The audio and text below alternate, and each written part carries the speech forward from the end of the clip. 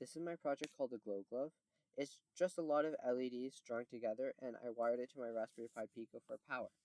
I learned a lot of things while making this, mainly about how multicolor LEDs have different voltage drops, how voltage drops work in an LED, and how parallel and series circuits change how you can actually wire things together. While making this, I didn't want to use any fabric or cloth, so I just bent the wires around my hand, and I felt like that was pretty interesting and put a little bit of a unique spin on how I made it. So my first thought was to put them all in series, but it turns out when you have them each end to end like this, the voltage drop across all of them adds up, which means that this was going to need a lot more voltage to light up than the Pico could. So I put them in parallel where the voltage required to light them up was a lot smaller. However, because they're all different colors, a few pairings like these, like the blue plus white, required a lot more voltage to power than some others, so they didn't actually end up being lit up on the glove.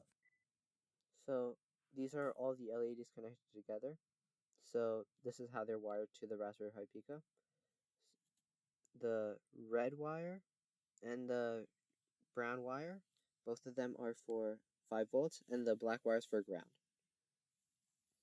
Really, each of these are just a collection of those two LEDs wired together that I showed you, and then all of them are connected in parallel.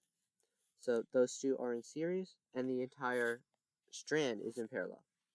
2 of these are connected together for positive, and all of them are connected together for ground. This is basically them when they're on.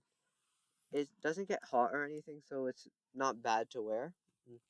It's a little bit spiky though, but I trimmed off the rest with snippers so that it's not that painful to wear.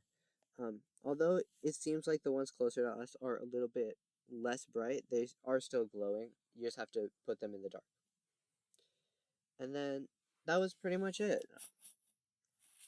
So there's just packs of 2 LEDs wired together in series, and those packs are wired in parallel to make these fingers, and then all the fingers are connected in parallel. So I hope that I'll be able to improve on this in the future. Hopefully make it cover my entire hand and maybe some sensors and stuff. But in my opinion, it's a pretty good project, and I learned a lot from it. Thanks for watching.